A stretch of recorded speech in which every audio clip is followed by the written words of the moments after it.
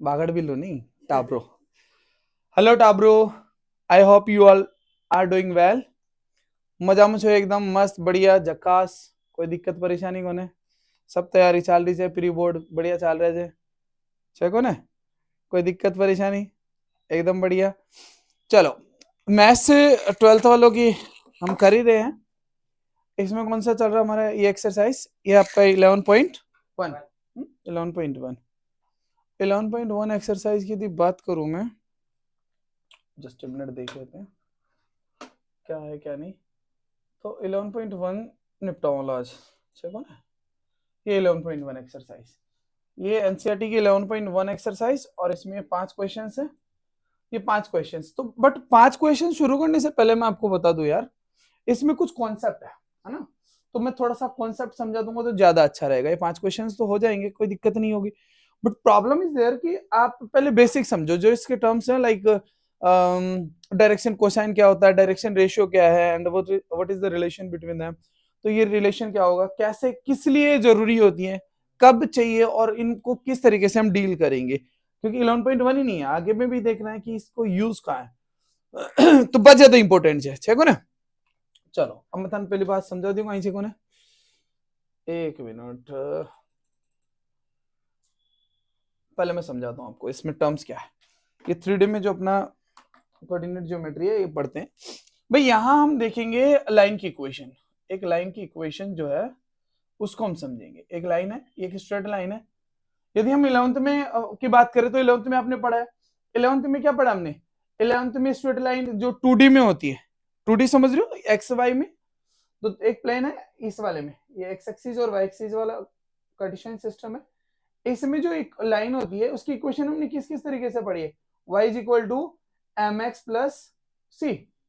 Y is equal to M X plus C, मतलब जब आपको स्लोप दे रखा हो, m is the slope of the line, और c is what, c is y intercept. c क्या होता है? y intercept. y इंटरसेप्ट मतलब एक लाइन कहाँ y को काट रही है, ये वाला पॉइंट। ये दूसरी चीज हमने देखा था y माइनस y1, जब एक पॉइंट दे रखा हो और लाइन का स्लोप दे रखा हो तब ये फॉर्मूला हमारा था। और आपको पता है कि जब जब 2 पॉइंट दे रखा हो तो 2 पॉइंट से हमें पता ही है स्लोप कैसे निकालते हैं। 2 पॉइंट, जब हमारे पास 2 पॉइंट होते हैं एक लाइन पे, 2 पॉइंट, 2 पॉइंट से जैसे मान लो x1 y1 एक पॉइंट है और दूसरा एक पॉइंट हो जाएगा x2 y2। ये हमने 11th में पढ़ा है। अब यही चीज 12th में हम क्या करेंगे, 3D में देखेंगे। इसकी लाइन की इक्वेशन ऐसे नहीं आएगी, यहाँ पर कुछ डिफरेंट आएगी, वो बाद की क्लास में बात करेंगे। इसका स्लोप जो होगा, इसका स्लोप क्या हो जाएगा? इसका स्लोप m हो जाएगा y2 minus y1, y2 minus y1 upon x2 minus x1। ये स्लोप हो जाएगा। आप इस वाले वैल्यू को यहां पुट करोगे, वही इक्वेशन हो जाएगी 2 पॉइंट फॉर्म में, राइट? तो ये स्लोप इंटरसेप्ट, ये पॉइंट और स्लोप का हो गया। और यदि 2 पॉइंट दे रखा तो स्लोप की वैल्यू यहां पुट कर देना। x1 y1 की जगह आप x2 y2 भी लिख सकते हो, तो वहां कोई दिक्कत नहीं है। सेम चीज अब हम बात करेंगे यहाँ 3D में। तो 3D में क्या होती है, एक लाइन की इक्वेशन कुछ और तरीके से लिखी जाएगी। लाइक मैं बात करूं एक लाइन की, तो लाइन की इक्वेशन एक लाइन है, यहां पर हमें एक पॉइंट चाहिए होगा। लेट सपोज एक पॉइंट में मान लेता हूं x1 y1 x1 y1 and z1, ये एक पॉइंट है। और इस पॉइंट, इस लाइन के लिए हमें या तो चाहिए डायरेक्शन रेशियो या फिर डायरेक्शन कोसाइन। Getting this? ये जहां हमने स्लोप की बात करी है 11th में, वहीं हमें यहां पर क्या चाहिए? हमें या तो चाहिए डायरेक्शन रेशियो या फिर डायरेक्शन कोसाइन। ये दो चीज आपके पास होगी, बात बन जाएगी, राइट? कोई, चलिए इसके लाइन की इक्वेशन में लिखना बता देता हूं, बाकी आके समझेंगे ही। इसकी इक्वेशन होगी x माइनस x1 ओवर, यदि मान लो डायरेक्शन रेशियो में ले लेता हूं a b c, ध्यान से समझने वाली बात है, या फिर l m n। ये पूरे इस चैप्टर में, इस पूरे चैप्टर में यदि मैं डायरेक्शन कोसाइन की बात करूंगा तो उसको लिखूंगा l m n। और डायरेक्शन रेशियो की बात कर रहा हूं तो ए बी सी, दो लाइन आ रही है तो a1 b1 c1 मान लेंगे, a2 b2 c2 मान लेंगे, ठीक है? डायरेक्शन कोसाइन हम मान रहे हैं एल एम एन और डायरेक्शन रेशियो हम क्या मान रहे हैं A B C. One thing is there, आप यहाँ ये चीज ब्रैकेट नहीं लगाओगे, राइट? आप इसमें दोनों ब्रैकेट नहीं लगाओगे, ना तो यहाँ लगाओगे और ना ही यहाँ ब्रैकेट नहीं लगेगा, क्योंकि ब्रैकेट लगाने के बाद क्या हो जाएगा बेटा, ब्रैकेट लगाने के बाद ये पॉइंट हो जाएगा। पॉइंट वाले में देखो मैंने ब्रैकेट लगाया, और डायरेक्शन रेशियो और डायरेक्शन कोसाइन में मैंने पॉइंट मतलब आई मीन ब्रैकेट नहीं लगाया, पॉइंट नहीं बनाने, इसको ब्रैकेट नहीं यूज करना। ब्रैकेट लगा देंगे तो क्या हो जाएगा, आपका पॉइंट बन जाएगा। तो आप क्या करोगे, इस तरीके से लिखोगे इसको, y माइनस y1 और z माइनस z1। अब नीचे इसके साथ आप क्या करोगे, या तो डायरेक्शन रेशियो रख दो या डायरेक्शन कोसाइन रख दो, कोई फर्क नहीं पड़ने वाला यहाँ पर। अब देखो इक्वेशन में दो दो बराबर आ रहे हैं यहाँ पर क्या जाएगा, ए बी सी, चाहे और चाहे एबीसी ना लिख करके आप क्या कर सकते हो, मतलब लिखो एबीसी, कोई दिक्कत नहीं है, एल एम एन लिख दो, L M N. I hope ये समझ में आ रहा हो। तो ये क्या हो गई, कार्टेशियन सिस्टम ही। इसी को हम क्या कर देंगे, यदि वेक्टर फॉर्म में लिखेंगे तो ये वेक्टर फॉर्म में आ जाएगी लाइन की equation, R vector is equal to A vector A plus lambda times vector B. यहाँ पर एक ये जो ए क्या है, ए आपका पोजिशनल वेक्टर है, लाइन पे कोई पॉइंट ए होगा, उसका एक पॉइंट है और उसका पोजिशनल वेक्टर होगा ए वेक्टर। जैसे ये वाला पॉइंट था, I cap J cap K cap लगाएंगे और इसको क्या बोल देंगे, positional vector A, right? B क्या हो जाएगा, बी मतलब इस लाइन के पैरेलल वेक्टर चाहिए होगा, पैरेलल कोई भी किसी भी फॉर्म में दे, वो आपको डायरेक्ट दे दे, दो पॉइंट दे दे उस पे, या फिर एक लाइन ही दे दे, उससे उठा करके लेना पड़े। दैट मींस एक लाइन की इक्वेशन वेक्टर फॉर्म में लिखने के लिए हमें उस पे एक पॉइंट चाहिए और एक पैरेलल वेक्टर चाहिए, दैट्स इट। तो हम इस चैप्टर में इस एक्सरसाइज की बात करें, कम टू द एक्सरसाइज, इसमें क्या है, हम बात करेंगे direction ratio and direction cosine. तो आते हैं वापस, क्वेश्चन देखेंगे, कहां जरूरी है, कैसे जरूरी है, चीज समझ में आया। 11th वाला भी मैं थोड़ा सा हिंट दे दिया आपको। See question number 1, if a line makes angle 90 degree 135 degree 45 degree with x axis y axis and z axis respectively, find its coordinate, find its direction cosine. क्या निकालना है आपको, यानी कि एल एम एन निकालना है। क्या निकालना है, ध्यान से समझने वाली बात है। एल एम एन की यदि मैं बात करूं बेटा, एल एम एन की यदि मैं बात करूं तो एक चीज दिमाग में बिठा लेना, ये लाइन जो है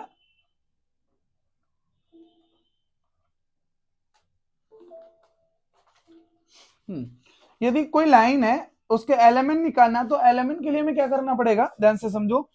एलिमेंट के लिए आप यदि एक्स एक्सिस के साथ अल्फा एंगल बना रहा है तो एल की वैल्यू हो जाएगी कोस अल्फा। क्या हो जाएगा, कोस अल्फा। तो कोस अल्फा, अब बताओ मुझे अल्फा कितना है यहाँ पर, ये अल्फा कितना है यहाँ पर 90, तो दैट मींस ये cos 90 डिग्री हो गया, और cos 90 डिग्री कितना होता है, 0। क्लियर? सो यदि एल एम की बात करूंगा तो एम क्या हो जाएगा, दिल बन गया पूरा, cos बीटा। क्या बन जाएगा ये, cos बीटा बनेगा। अच्छा बीटा की वैल्यू क्या है, कितना एंगल बना रही, 135, तो cos 135 की वैल्यू कैसे आएगी, अच्छा cos 135 की वैल्यू तो आपको आती नहीं होगी। अच्छा पहले मुझे बता दो कि पॉजिटिव आएगी कि नेगेटिव, नेगेटिव आएगी ना। क्यों आएगी नेगेटिव, क्योंकि सेकंड क्वाड्रेंट, और सेकंड क्वाड्रेंट में कोस माइनस होता है, साइन और कोसेक पॉजिटिव होता है। अच्छा अब हम दो तरीके से लिख सकते हैं इसको, यदि cos 135 की वैल्यू की बात करूं तो आप चाहो तो इसको cos 180 माइनस 45 कर दो, ठीक है, 11th में पढ़ के आए ट्रिगो में, या फिर cos 90 प्लस 45 कर दो। चलिए मैं आपको बताया था ये चीज, 180 वाली लाइन जो होती है, मतलब हॉरिजॉन्टल लाइन एक्स एक्सिस, वो फंक्शन चेंज नहीं करेगी, सेम रहेगा, और वर्टिकल लाइन जो होगी वो फंक्शन, तो यहां ये फंक्शन चेंज नहीं होगा, तो cos का cos रहेगा, माइनस क्या बताएगा कि सेकंड क्वाड्रेंट में, ऐसा ना, लाइक दिस। तो सेकंड क्वाड्रेंट में cos क्या होता है, माइनस, तो r माइनस आएगा, ये माइनस का भी काम कर दो, और ये इधर बात करूंगा तो क्या होगा, 90 प्लस जा रहा तो फंक्शन चेंज हो जाएगा, साइन किस में जाएगा, cos में, प्लस का मतलब सेकंड क्वाड्रेंट में पहुंच गए, सेकंड ऐसे इसमें ऐसे पहुंचेंगे, दिस प्लस दिस, तो यहाँ ये सेकंड क्वाड्रेंट में पहुंचे। अब सेकंड क्वाड्रेंट में पहुंच गए तो cos इसे इसको देखना, नॉट साइन, तो cos कितना हो जाएगा, cos क्या होता है सेकंड क्वाड्रेंट में, सेकंड क्वाड्रेंट में cos माइनस, तो माइनस साइन बाहर आ गया, अब आपको पता है तुम क्या चीज कि cos 45 और sin 45 दोनों क्या होता है सेम 1/√2, सो इट बिकम्स 1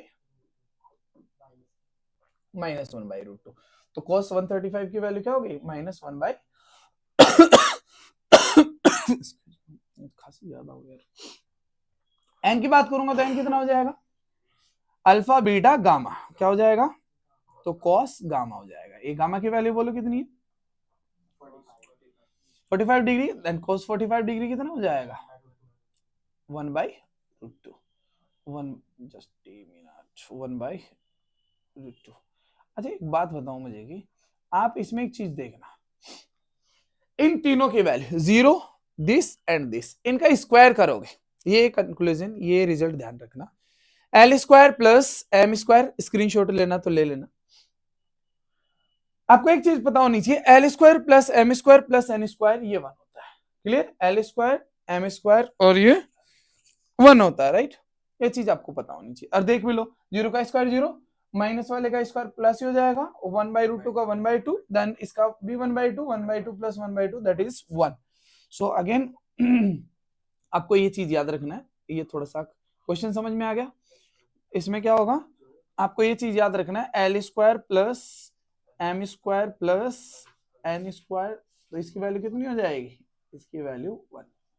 ये डायरेक्शन कोसाइन के साथ, डायरेक्शन रेशियो के साथ मत जोड़ना, बस डायरेक्शन रेशियो में और कोसाइन में फर्क यही है, डायरेक्शन कोसाइन में क्या हो जाएगा कि इनके स्क्वायर का सम जो होगा वो 1 हो जाएगा। अभी जैसे ये वाली चीज आएगी आपके पास, तो इसमें आप पता क्या कर सकते थे, मैं आपसे पूछू इसके डायरेक्शन रेशियो बता दो, आप ये डायरेक्शन कोसाइन लो 8/9 लो √2 लो, जितना भी कोई दिक्कत नहीं है, यहाँ पर लैम्डा टाइम्स कर दो इसको, कोई दिक्कत नहीं है, तो 0 ही रहेगा, लैम्डा स्केलर क्वांटिटी दे दी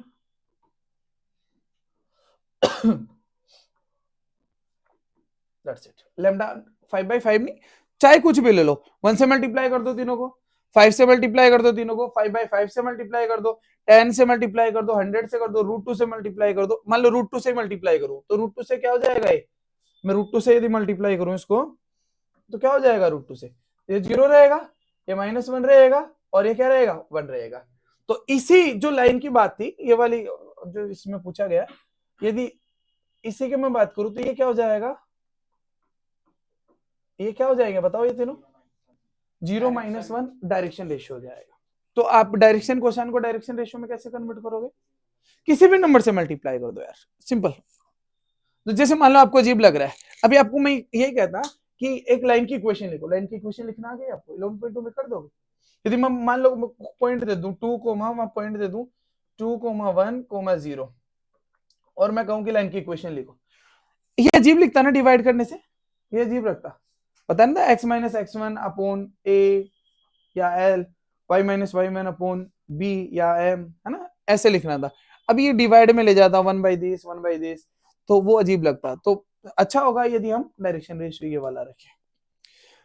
चलिए हमारा क्वेश्चन तो यही था कि डायरेक्शन क्या निकालना था, डायरेक्शन रेशियो निकालना था, डायरेक्शन कोसाइन निकालना था, और डायरेक्शन कोसाइन सॉरी कोसी गड़बड़ हो रहे हैं, तो डायरेक्शन कोसाइन हमारा यहाँ से कंप्लीट हो गया, क्लियर। तो एक्स एक्सिस वाई एक्सिस के साथ आपका देखो तो ये कंप्लीट कर लोगे आप इसको, राइट। आगे यदि हम बात करें तो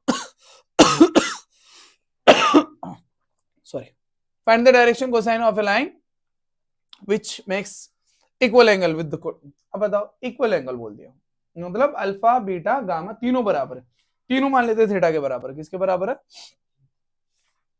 थीटा के बराबर मान लेते हैं, तो थीटा के बराबर होगा तो क्या होगा जरा बताओ, लेट इक्वल एंगल थीटा मान लेते हैं, अल्फा बीटा गामा जो तीनों अलग अलग एंगल होते हैं किसके बराबर मान लिया, थीटा के बराबर मान लिया। अच्छा अब थीटा के बराबर मान लिया तो मुझे बताओ क्या रिजल्ट है आपके पास, एल स्क्वायर, ये तो पता ही है ना, ये तो जानते हो आप, ये 1 होगा, इसकी वैल्यू बोलो क्या होगा, एल मतलब cos square theta, M square मतलब cos square theta, N square मतलब, अब मुझे बताओ ये 3 टाइम्स हो जाएगा, 3 टाइम्स वो उधर डिवाइड में जाएगा तो क्या हो जाएगा, cos theta is equal to क्या हो जाएगा 1/cos स्क्वायर थीटा, ठीक है। अब मुझे एक बात बताओ, तो cos थीटा की वैल्यू क्या आएगी? आरएच कौन है यार समझ में टाप रहे हो, यहाँ बताओ पहले तो। आरएच है ना? आरएच तो आप अंडर रूट लेते हैं तो प्लस माइनस ले सकते हैं, कोई दिक्कत नहीं है। cos थीटा की वैल्यू हो गई तो आपके ये वाली वैल्यू क्या हो जाएगी, या तो 1/√3 1/√3 1/√3, तीनों समझ में आ गया, या फिर -1/√3 -1/√3 -1/√3, ये क्या आ जाएंगे, LMN आ जाएंगे। सिंपल। तो इक्वल एंगल बना रहे तो आप थीटा मान लो, देन उसको इस तरीके से सोल्व कर लो, खत्म। चलिए अब आगे की बात करें। If a line has the direction ratio this, then what are the direction ratio cosine? Direction ratio से क्या होगा, अब मेरे को ध्यान से समझ लेना। अभी जो मैंने बताया था डायरेक्शन कोसाइन था, रेशियो बनाने के लिए आप किसी भी नंबर से मल्टीप्लाई डिवाइड करो, किसी नंबर से कोई फर्क नहीं पड़ने वाला। यहां पर क्या होगा आपका, क्या है ये डायरेक्शन रेशियो गिवन है, और क्या पूछा गया आपसे, डायरेक्शन कोसाइन पूछा गया, राइट। तो कैसे करेंगे, ये आपका ए बी सी है, exactly A square plus B square plus LMN हो गया ना। तो अब इसको क्या करोगे, A square plus B square plus C square से डिवाइड करो, इसके रूट से क्या करोगे, इसके रूट से डिवाइड करना है आपको। यदि ये निकालना है तो इसका मैग्नीट्यूड निकालना है, इसका मैग्नीट्यूड ब्रैकेट नहीं लगा सकता इसका, तो इसका कैसे निकालेंगे, इसका स्क्वायर और इसका स्क्वायर, मतलब आपको LMN निकालने हैं तो आप क्या करोगे, ए की वैल्यू को किससे डिवाइड कर दोगे, यदि एल से एल की बात करो तो कैसे निकलेगा, A square plus B square plus, अब चाहे लिख देना यार, इसको मैं थोड़ा डायरेक्ट कर दूं, आप लिखना चाहो तो क्या लिखोगे, इफ इट इज एबीसी तो एल की वैल्यू क्या होगी, एल की वैल्यू आप यहाँ लिख लेना पहले, ए अपॉन दिस, और एम की वैल्यू क्या हो जाएगी, बी अपॉन दिस, एंड सी की वैल्यू क्या हो जाएगी, सी अपॉन दिस। क्लियर। अब इसको सॉल्व करें, चलो इसको सॉल्व करने की बात करते हैं। कर लिया क्या, 11 आ गई। 18 का स्क्वायर कितना होगा, देखो वैसे 18 का 324, फिर इसका 12 का कितना होगा 144 प्लस 16 तो 50 60 और 60, और ये कितना हो जाएगा, ये किसका अंडर रूट होता है, ये होता है 22 का। बढ़िया, बहुत बढ़िया। ये क्या होगा 22 का। चलिए अब यदि मान लो मैं ऐसे नहीं करता तो मैं दूसरे तरीके से करता, इसके मैं कैसे करता हूँ मैं आपको बताऊं। यदि मान लो स्क्वायर करना सिखाओ, ये 18 का स्क्वायर साइन तो प्लस का हो ही जाएगा, कोई दिक्कत थोड़े ना है ना। यदि मान लो लेट सपोज, यदि आपको ये थोड़ा पता होना चाहिए, ये कितना 4 का स्क्वायर, यहां से मैं 2 का स्क्वायर तो मैं ले सकता हूँ, बार 2 आ जाएगा, 2 का स्क्वायर कॉमन लूंगा, जैसे मान लो तो छोटी डिजिट थी, बड़ी डिजिट हो तो क्या करोगे, आसानी रहेगी कैलकुलेशन, उस दिन करके दिखाया था मैं क्लास में, आपको पता होगा। तो ये चीज तुमने शायद 10 मिनट लगा दी थी कैलकुलेशन में, कॉमन लेते झंझट खत्म, और 54 समथिंग कुछ का स्क्वायर वाला था। हाँ बैंक करता हूँ। तो ये क्या बनेगा, 9 का स्क्वायर 81 रहेगा, देखो छोटा फिगर हो गया। ये कितना होगा, 6 का स्क्वायर 36, और ये कितना रहा आगे, 2 का स्क्वायर 4, अब ये कितना होना बताओ, 40 40 120 121 121 किसका होता है 11 का, 11 को 2 से गुणा करेंगे तो 22, तो हो गया कि नहीं आंसर, यही तो चीज है। ये अब ये साइड में लिख लेना, पहले देखो एक क्लास में दूंगा, एक जब मैं टेस्ट लूंगा या जैसे तो प्रेजेंटेशन सिखा दूंगा, अभी हमारा मकसद है कि क्वेश्चन हो जाए, किसी ना किसी क्वेश्चन समझ में आ जाए बस। अब आप इसको किससे डिवाइड करोगे, 22 से, ये लो जी 22 से डिवाइड कर दो और आंसर आ जाएगा। अब काटापीटी थोड़ी करो, यहाँ 12th में कर लो, इतना तो कर लोगे कैंसिलेशन, जहां जरूरत होगी वहां मैं समझा दूंगा। अब नेक्स्ट क्वेश्चन कौन सा, question number 4, show that the point is this collinear. Collinear की बात समझो, कोलिनियर पैरेलल परपेंडिकुलर, तीन चीज समझो। कोलिनियर का मतलब होता है, मैं यहां समझा दूं या क्वेश्चन पे, अच्छा ये इरिटेट कर रहा है, ये 3 पॉइंट कोलिनियर होंगे तो इसका मतलब है, कोलिनियर है तो दिमाग में बिठा लेना एक चीज, 3 पॉइंट 1 2 3 ABC कोलिनियर है, मान लो ये A है, ये B है और ये C है, ये वाला A पॉइंट है, ये B है, ये C है, ये कोलिनियर है। तो कोलिनियर होने का क्या मतलब हुआ, ये वाला पॉइंट इसका डायरेक्शन रेशियो ले लो, कोई दिक्कत नहीं है, कोसाइन की भी जरूरत नहीं, कोसाइन लोगे तो भी वही बात है, रेशियो लोगे तो भी बात वही है, और BC का रेशियो, यदि दोनों के रेशो प्रोपोर्शनल में, प्रोपोर्शनल का मतलब ये हो जाएगा यदि लेट सपोज लाइन पैरेलल भी है, एक लाइन ये है और एक लाइन ये है, इसका डायरेक्शन रेशियो है A1 B1 C1 और इसका है A2 B2 C2। तो याद रखना यदि ये दोनों पैरेलल है तो ये प्रोपोर्शनल होगा। प्रोपोर्शनल मतलब जैसे मान लो ये 1 2 3 है तो उनको किसी ना किसी सेम नंबर से मल्टीप्लाई किया गया, सेम नंबर से मल्टीप्लाई किया है या सेम नंबर से डिवाइड किया गया है, इतनी बात समझो। या यूं कहूं कि इनका रेशो जो होगा वो बराबर हो जाएगा। आगे बात समझ में, इनका रेशो क्या हो जाएगा, सेम नंबर से मल्टीप्लाई डिवाइड, दैट मींस उनका रेशो क्या हो जाएगा, इक्वल हो जाएगा। Getting this? आप ऐसा भी समझ सकते हो। और यदि परपेंडिकुलर हो तो इनका डॉट प्रोडक्ट जीरो हो जाएगा। आपको पता है ना, दो ये वेक्टर ही तो है यार, आई cap J cap K cap लगाओ। और पैरेलल वाले में क्या होता है, उनके सेम कोफिशिएंट होते, मतलब या तो सेम हो जाए या फिर प्रोपोर्शनल हो जाए, डबल 3 गुना 5 गुना या रेशियो सेम हो जाए। परपेंडिकुलर होता तो यहाँ पर परपेंडिकुलर के लिए डॉट प्रोडक्ट लेते हैं ना, जैसे मान लो इसको एक वेक्टर ही बना दूं मैं, आई cap J cap K cap, और इनमें भी लगा दूं। परपेंडिकुलर होता तो डॉट प्रोडक्ट आई आई वाला। तो परपेंडिकुलर वाले केस में क्या होगा, A1 A2 B1 B2 C1 ये जीरो हो जाएगा, ये कंडीशन। यदि दो डायरेक्शन को रेशियो है वो परपेंडिकुलर लाइन को शो करेंगे तो उनका डॉट प्रोडक्ट यानी कि उनका कोरस्पॉन्डिंग ये जो है एबीसी, उनका प्रोडक्ट जीरो हो जाएगा। चलिए अब बात समझो, कोलिनियर का मतलब देखा जाए तो वेक्टर के हिसाब से तो कोई दिक्कत नहीं है, सेम ही है, ऊपर नीचे आगे पीछे ले लो, पैरेलल वाला हिसाब किताब बनता है। कोलिनियर का मतलब हो जाएगा यदि कोई कॉमन पॉइंट हो गया, लाइक इसमें ए बी और बीसी में कॉमन पॉइंट हो गया कभी, तो यदि इसका और इसका डायरेक्शन रेशियो प्रोपोर्शनल है, समानुपाती है, और पॉइंट एक कॉमन हो गया, that means we can say कि ये क्या हो जाएगा आपका, ये आपका कोलिनियर हो जाएगा। तो आपको क्या करना है यहाँ पर बताओ मुझे, किसके रेशियो,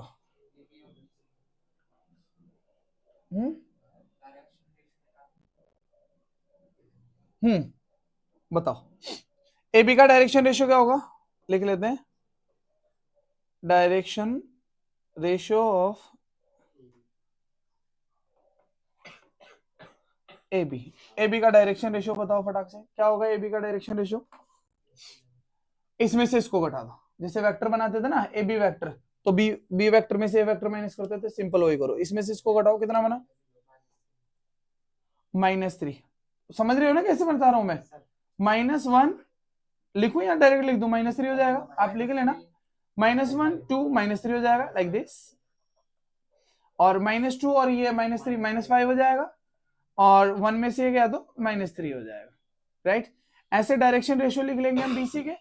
बीसी का डायरेक्शन रेशियो क्या आ जाएगा, बीसी का डायरेक्शन रेशियो आ जाएगा 5 में से जो है -1 हुआ तो कितना आ जाएगा, माइनस माइन, हाँ 5 में से -1 माइनस हुआ तो माइनस माइनस प्लस हो जाएगा, तो ये 6 बन जाएगा, और ये कितना हो जाएगा, नहीं माइनस प्लस हो जाएगा ना, 8 माइनस -2 प्लस हो जाएगा, और ये 7 -1 6 हो गया।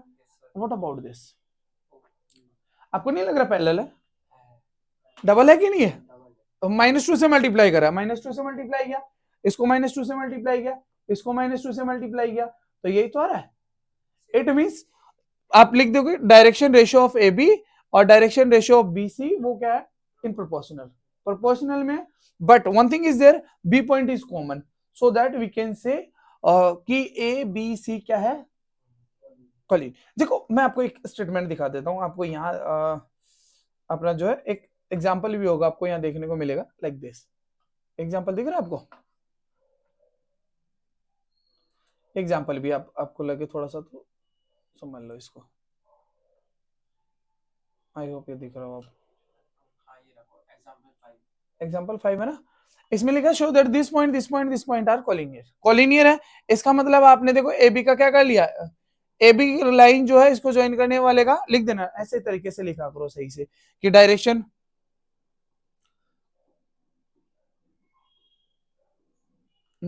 Direction ratio of line joining A and B, तो ये कोमा कोमा लगा करके ब्रैकेट में तो लिखोगे नहीं इसको, तो ये क्या हो जाएगा आपका डायरेक्शन रेशियो आ जाएगा। डायरेक्शन रेशियो फाइनली कितना आ गया इसका, ये आ गया, यही तो है ए बी का, और यदि मैं बात करूं बीसी का, बीसी वाले का बोल रहा है तो क्या आ जाएगा, इसमें से इसको घटा देंगे, आप चाहो तो इसमें से इसको घटा लो, कोई दिक्कत नहीं है, उससे कोई फर्क नहीं पड़ेगा, तो ये आ जाएगा। अब एक बात बताओ, ये क्या लिखा है, it is clear direction ratio of A B, this किसमें है, प्रोपोर्शनल में, और आपको पता है ये दोनों पैरेलल हो जाएगी, बट बी कॉमन पॉइंट हो गया, और बी कॉमन पॉइंट हो तो व्हाट कैन वी से, क्या कह पाएंगे हम लोग, कोलिनियर हो जाएगा, खत्म। इस तरीके से स्टेटमेंट भी लिखना चाहिए, आगे बात समझ में, तो इस तरीके से इसको देखो, समझो। अब आते हैं हम कोलिनियर का मतलब होता है कि तीन एक ही लाइन पे, कोलिनियर मतलब 3 पॉइंट है एक ही लाइन पे, सो वो कोलिनियर। एक तरीका हो रहा है इसका, यदि आपको मान लो ये नहीं समझ में आया डायरेक्शन रेशियो और कोसाइन के, तो कहीं नहीं रखा, दूसरा तरीका भी है इसका, यदि आपको प्रूव करना हो, 11th में भी पढ़ा है, 10th में भी पढ़ा है, इनफैक्ट आप लोगों ने 10 का भी तो पढ़ा है, क्या पढ़ा है, ए बी सी, इसकी डिस्टेंस निकालो, इसकी डिस्टेंस निकालो, इसकी ए बी की डिस्टेंस निकालो, बीसी की डिस्टेंस निकालो, एसी की डिस्टेंस फॉर्मूला तो पता ही है, x2 माइनस x1 का whole square plus y2 minus y1 का होल स्क्वायर प्लस z2 माइनस z1 का whole square, then under root ले लेंगे, खत्म। इतनी सी चीज करेंगे तो यहाँ देख लेंगे दो का सम तीसरे के बराबर आएगा, 110% आएगा। 11th में भी यदि मान लो ये उसमें होता 2D में, तो क्या करते थे, इसका स्लोप बराबर करते थे, दोनों का स्लोप बराबर, इनफैक्ट तीनों का स्लोप बराबर आएगा, ए बी। आप यदि मान लो ये भी करना चाहोगे, एसी का भी डायरेक्शन रेशियो निकालोगे, वो भी प्रोपोर्शनल में आएगा, निकाल करके देख सकते हो, दो से काम चल गया, बट आप एसी का भी डायरेक्शन प्रोपोर्शनल निकालो, आंसर तो यही आ गया, खत्म आपको, बट समझाने के लिए आज से मैं समझा रहा हूँ। अब बताओ एसी का क्या होगा, 5 माइनस 3 हो गया, 5 माइनस 2 हो जाएगा ना, और ये क्या हुआ, 8 माइनस 3 कितना हुआ 5, और 7 माइनस 4 कितना हो गया 3, बताओ इसमें क्या है, ये -1 से मल्टीप्लाई होगा, या इसका हाफ ये हो गया, तो वही तो होगा, इसका रेशियो देखो 6/3, this by this and this by this, सारा का सारा 2 के बराबर हो जाएगा। 8 माइनस 3 कैसे, आओ, बड़ा संख्या पॉजिटिव है ना, 8 माइनस 3, अच्छा सॉरी, 3 माइनस 8, ओके, आई भी समझ में आ गया। अगले क्वेश्चन की बात करूं, last question, find the direction cosines of sides of triangle whose vertices are this and this। देखो आप ये बताने की जरूरत नहीं है, वैसे हम डायरेक्ट कर लेंगे इसको, फिर भी आसान है, कुछ क्वेश्चंस अपने आप भी करनी चाहिए। ए बी सी, ए बी सी में क्या आएगा, ए बोलो कितना है, 3 5 माइनस 4 माइनस 1 1 2 और -5 -5, हम डायरेक्ट ही लिख देंगे, मैं डायरेक्ट ही लिख दूंगा, राइट।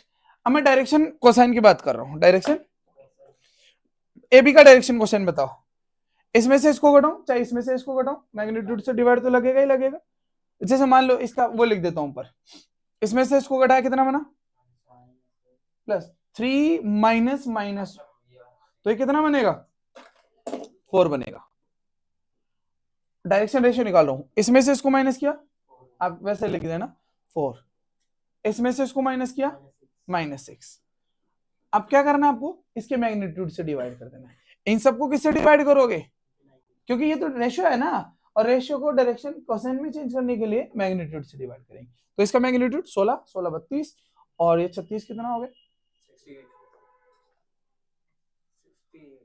आ गया ना, तो 16 16 32 और ये 68 हो गया, तो √68 से आप डिवाइड कर दो इसको, यही तो आंसर है, चेक कर लो चाहे, √68 सबको √68 से डिवाइड कर दो, √68, क्लियर। अब सिंप्लीफाई कर लो यार, अब ये नहीं है इसमें तो, हाँ अच्छा उसका माइनस, लेकिन माइनस का तो उससे कोई फर्क नहीं, अब वो ए बी का आ रहा है ना, तो आप माइनस से ज्यादा फर्क नहीं पड़ेगा, आप इसका देखो, मैं निकाल ही देता हूँ, एक का निकाल देता हूँ, अंडर रूट लोगे तो प्लस माइनस आएगा ना, तो कोई दिक्कत नहीं है वहां पर, प्लस आप प्लस ले लो या माइनस ले लो, उससे फर्क नहीं पड़ेगा, और एल स्क्वायर हाँ आएगा ना, 4 बार लोगे तो 2 आ जाएगा, आएगा ना 4, एक कट करके 2/1768, तो इसका आ गया कि नहीं, यही आएगा, टेंशन मत लो। माइनस का आ रहा तो वो इसमें से इसको घटा रहा, कोई फर्क नहीं पड़ने वाला, आप लेना चाहो वैसे। फाइनली ये इस तरीके से वेक्टर बनेगा, तो दिस माइनस दिस होगा। अब कर लोगे, इसमें भी ऐसे होगा, इसमें से इसको घटाएंगे क्या होगा, इसमें से इसको घटाएंगे, इसमें से इसको घटाएंगे। अच्छा ये बी और सी वाला लफड़ा हो गया ना, ए बी, तो बी वाले में से एक को घटाएंगे ना, कोई बात नहीं। अब इसको लेंगे तो बताओ, इसमें से इसको घटाया, इसका चेक कर लो, ये कितना बनेगा, -4। इसमें से इसको घटाया -6, भाई ये बनेगा ना -5 -1, तो -6 होगा, -1 माइनस तो -4 बनेगा। ऑलमोस्ट सेम ही है क्या, वही आएगा। तो 2√17 से डिवाइड करेंगे, कटेगा, सेम वही आ जाएगा। अब वो आंसर भी आगे पीछे, उससे कोई फर्क नहीं पड़ेगा, ए बी बी सी सी ए या ए सी, उससे हमें तो साइड की बात कर रहे हैं, आप साइड से क्या। डायरेक्शन रेशियो, डायरेक्शन कोसाइन समझ में आ गया। आप एक एक के लिख दोगे, स्टेटमेंट लिखोगे बकायदा, direction ratio of this and direction cosine of this A B.